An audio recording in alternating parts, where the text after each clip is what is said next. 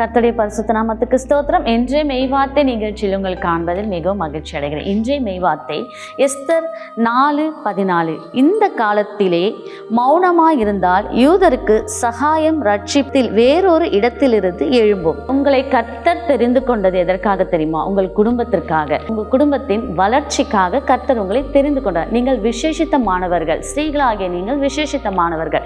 இந்த காலத்தில் நீங்கள் மௌனமாயிருந்தால், இப்போ நம்ம இந்த காலத்துல மௌனமா இருக்கும் காலம் இது கிடையாது. நிச்சயமாக நீங்க துன்பங்களை கண்டு, வியாகுலங்களை கண்டு நீங்க சோர்ந்து மௌனமாக இருக்கக்கூடாது.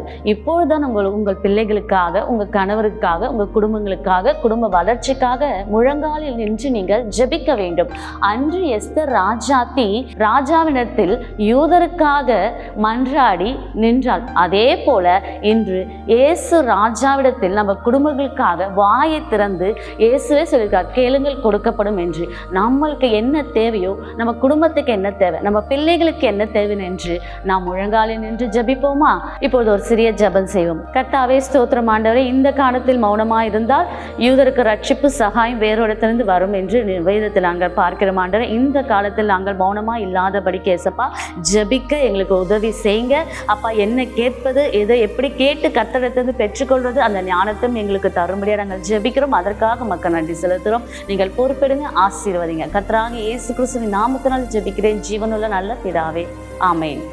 பயப்படாதிருங்கள், கலங்காதிருங்கள். இயேசப்பா உங்களை நேசிக்கிறார். கர்த்தருடைய பரிசுத்த நாமத்துக்கு ஸ்தோத்திரம். அருமையான சகோதர சகோதரிகளே, நீங்கள் இந்த மெய் வார்த்தை செய்திகளை தினந்தோறும் கேட்டு அதன் மூலமாய் ஆசீர்வதிக்கப்படுகிறீர்கள் என்பதை கர்த்தருக்குள் நான் விசுவாசிக்கிறேன். நீங்கள் பெற்ற நன்மைகளை எங்களுக்கு தெரிவிக்க மறவாதிருங்கள். கீழே கொடுக்கப்பட்டிருக்கிற அலைபேசி எண்களிலே நீங்கள் அழைத்து நீங்கள் பெற்ற நன்மைகளை சாட்சியாக எங்களுக்கு அறிவிக்கலாம். அது நீங்களும் நாங்களும் சேர்ந்து தேவனை மகிமைப்படுத்த உதவியாக இருக்கும். இன்றைய நாள் உங்களுக்கு நல்ல நாளாக அமைய கர்த்தருக்குள் நான் விசுவாசிக்கிறேன், ஸ்தோத்திரிக்கிறேன். God bless you.